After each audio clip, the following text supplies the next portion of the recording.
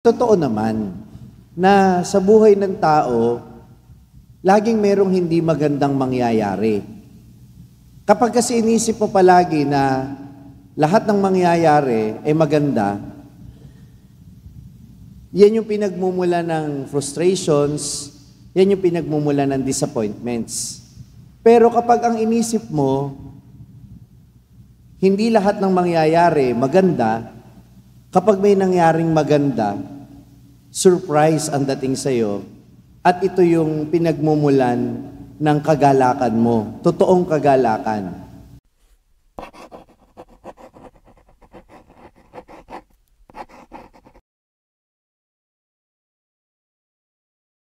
Sumainyo ang Panginoon at sumayo ang mabuting balita ng Panginoon ayon kay San Juan. Papuri sa iyo, Panginoon. Noong panahong iyon, sinabi ni Jesus sa kanyang mga alagad, "Ngunit ang patnubay, ang Espiritu ng katotohanan ay paparito mula sa Ama.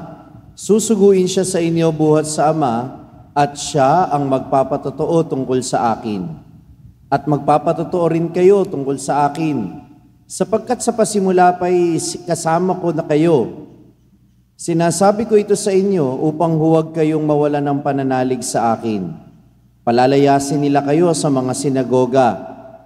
Darating ang panahon na ang sino mang pumatay sa inyo ay mag-aakalang naglilingkod siya sa Diyos, at gagawin nila ito sapagkat hindi nila ako nakikilala ni ang Ama. Ito ang sinasabi ko sa inyo upang pagdating ng oras na gawin nila, maalala ninyong ipinagpauna ko na ito sa inyo." Ang mabuting balita ng Panginoon. Pinupuri ka namin, Panginoong Hesukristo. Magsiupo.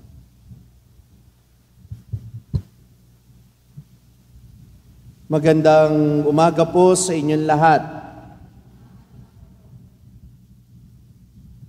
Isa po sa mga prinsipyong pinaniniwalaan ko din ay ito: expect the worst, or expect the worst. Ibig sabihin, kung meron mang isang bagay na totoo sa mundo, ito yung sinasabi ng Murphy's Law. Ewan ko, narinig nyo ninyo yung Murphy's Law. Nothing is as easy as it looks, and if anything goes wrong, it would be at the worst possible moment. Lunes na Lunes, parang napaka-negative. Pero kasi totoo naman na sa buhay ng tao, laging merong hindi magandang mangyayari. Kapag kasi inisip mo palagi na lahat ng mangyayari ay maganda, yan yung pinagmumula ng frustrations, yan yung pinagmumula ng disappointments. Pero kapag ang inisip mo, hindi lahat ng mangyayari maganda, kapag may nangyaring maganda, surprise ang dating sa'yo, at ito yung pinagmumulan ng kagalakan mo, totoong kagalakan. Minamahal ko mga kapatid, bakit ba pinapauna ni Jesus sa atin na daranasan natin yung mga paghihirap, mga pagsubok, pag-uusig, kagaya ng narinig natin sa Ebanghelyo? Una, dahil siya'y Diyos na hindi paasa. Siya'y Diyos na totoo lang. Sinasabi sa atin ni Jesus na kahit na sumusunod tayo sa Kanya, hindi tayo magiging exempted sa mga paghihirap sa buhay. Sabi nga niya, no servant is greater than his master. Kung si Jesus nga dumanas ng mga paghihirap, si Jesus nga inusig ng kapwa, ikaw pa ba na alagad lang niya? Magiging exempted ka ba doon?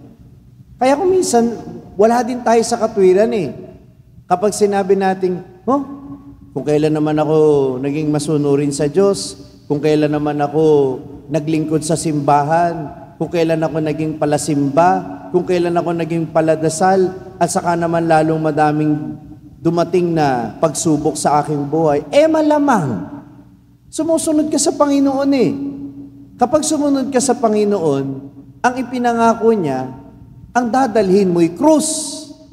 Hindi niya sinabi sa iyong magiging Hindi niya sinabi sa iyo magiging okay na okay ang buhay mo. Hindi.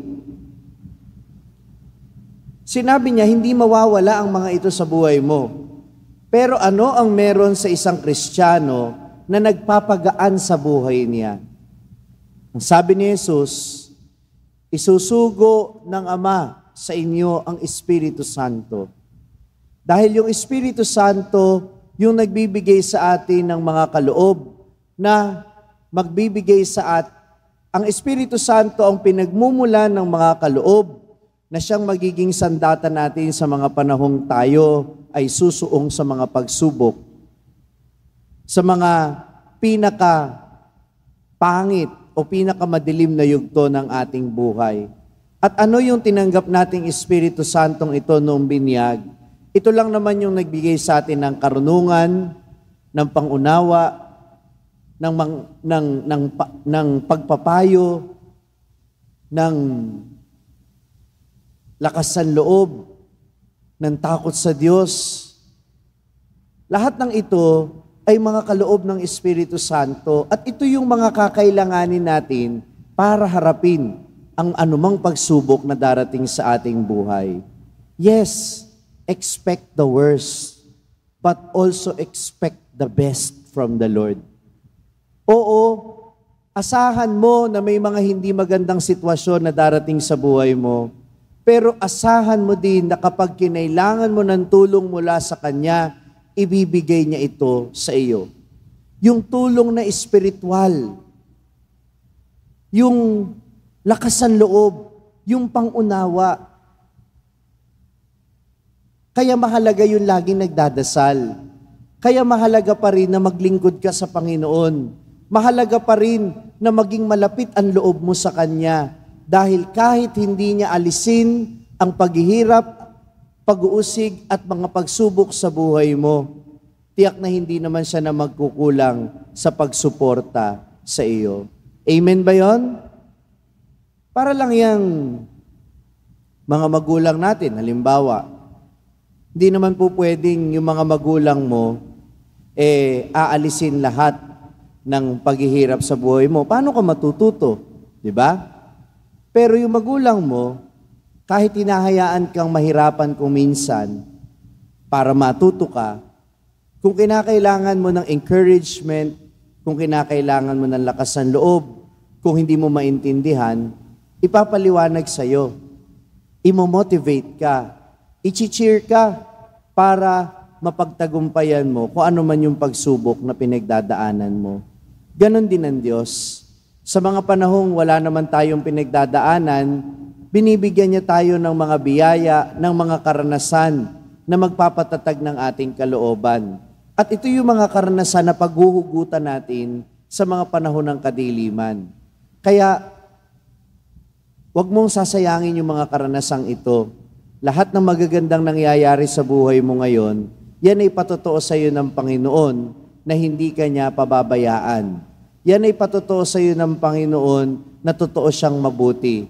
Yang mga magagandang karanasan na yan ang paghugutan mo sa lahat ng pinagdadaanan mo ngayon. Amen. Na-inspire ka ba sa narinig mong mensahe ng ating pagninilay ngayon? Abay, wag mong sarilinin yan. Ibahagi mo, ishare mo ang message ito sa iyong mga pamilya at mga kaibigan. Sabi nga namin dito sa SMS, share the message of salvation.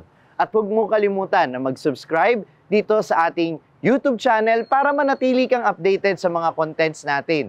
At bisitahin din at i-like ang ating iba pang mga social media platforms sa TikTok, Facebook, at Instagram. Hanapin lamang ang Sa Madaling Sabi ni Father Franz Dizon.